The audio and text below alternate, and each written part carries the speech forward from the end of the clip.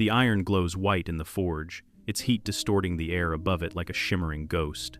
In the stone chamber of a Bohemian castle, the year is 935 AD, and the smell of burning coal mingles with something far more terrible, the scent of fear.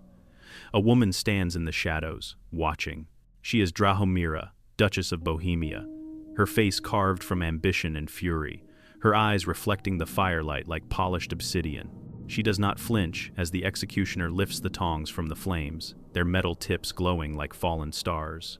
Tonight, loyalty will be measured in screams, and treachery will be paid for in flesh. The prisoner is dragged forward, chains scraping against stone like the rattle of bones. He is a nobleman, once proud in his embroidered tunic and polished boots, now reduced to trembling sinew and desperate prayers. His name was Radislav, a counselor who whispered poison into the ears of Drahomira's enemies, who plotted to place her son's throne in the hands of priests and foreign kings. His hair is dark and matted with sweat, his face pale as winter snow, his lips moving in silent pleas to saints who will not answer. The guards force him to his knees, and the stone floor is cold against his shins, cold as the grave that awaits him. Drahomira steps into the light, her gown the color of dried blood, her braided hair coiled like a crown of serpents. She speaks, and her voice is soft, almost gentle, more terrifying than any scream. She tells him that mercy is a luxury afforded only to the faithful, that betrayal is a poison that must be burned from the body, that his pain will serve as a lesson written in flesh and bone. The prisoner weeps, his tears cutting clean lines through the grime on his cheeks, but she does not look away. She has seen men die before. She will see many more before her own end comes. The executioner approaches, a mountain of a man whose face is hidden behind a leather mask, his bare arms marked with old burns and scars from years of service to power. He holds the tongs before the prisoner's face, letting him see the heat rippling from the metal, letting him understand what is coming. The crowd of witnesses, nobles, and servants alike presses against the chamber walls, their faces a mixture of horror and fascination, unable to look away from the theater of cruelty unfolding before them. Some cross themselves, others simply stare, their humanity eroding with each passing moment. The first touch of the tongs against flesh produces a sound no human should ever make, a scream that seems to tear through the very fabric of the soul.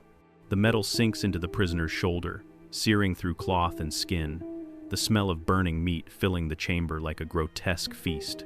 His body convulses, every muscle locked in agony, his back arching as if trying to escape his own skin. The executioner pulls, and flesh comes away in a smoking strip, leaving behind a wound that weeps blood and clear fluid, the exposed muscle twitching in the open air. Radislav's scream becomes a howl, becomes a prayer, becomes nothing but raw animal terror. But the executioner does not stop. The tongs return to the flames, are heated again until they glow with renewed malevolence, and then they find new purchase on the prisoner's chest.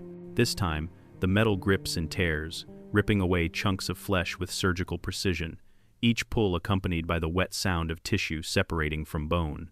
The prisoner's voice is failing now, reduced to ragged gasps and whimpers, his eyes rolling back in his head as his mind tries desperately to flee from a body that has become nothing but pain. Blood pools beneath him, dark and thick, spreading across the stone floor like a crimson lake.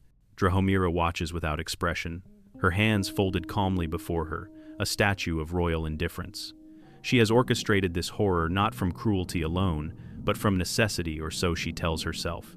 In the brutal calculus of medieval power, mercy is weakness, and weakness is death.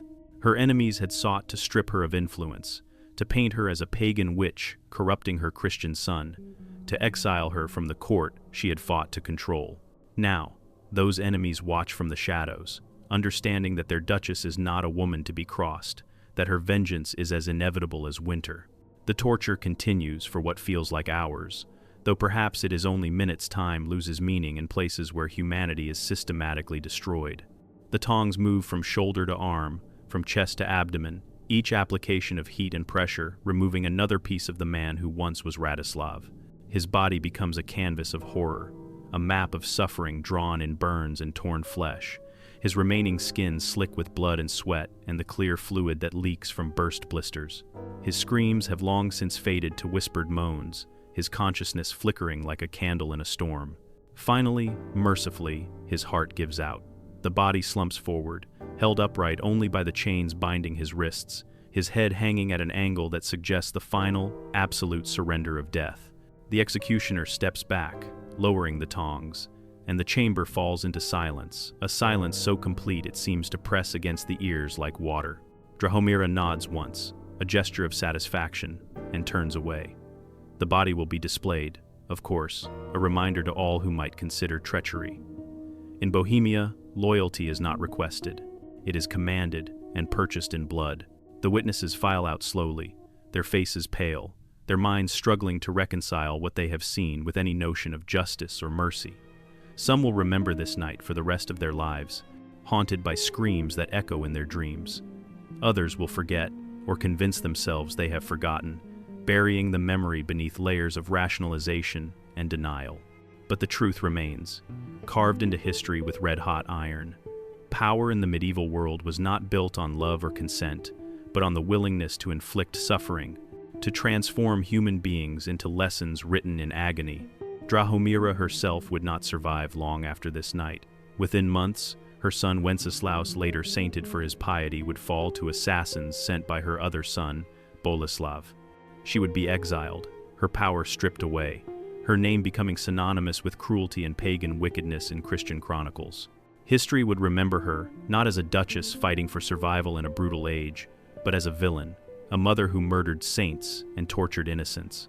Perhaps she deserved this judgment.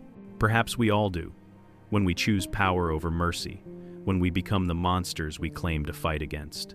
The chamber is empty now, save for the dead man and the lingering smell of burned flesh. The fire in the forge burns low, casting dancing shadows on walls that have witnessed too much suffering. The tongs cool slowly, their metal darkening from white to red to black, becoming just another tool, just another instrument waiting for the next time power demands its tribute in human flesh. And somewhere in the castle, Drahomira sits alone, staring into her own fire, wondering perhaps if the screams she has caused will ever truly fall silent, or if they will follow her into whatever judgment awaits beyond the veil of death. If this story made you think, don't look away. Like, share, and subscribe for more dark truths buried beneath history's blood-stained pages, because the past isn't dead. It's still warning us. History doesn't repeat, but human nature does, and the line between justice and cruelty remains as thin as it was 1,000 years ago. Join us as we continue to unearth the brutal lessons carved into history's darkest corners.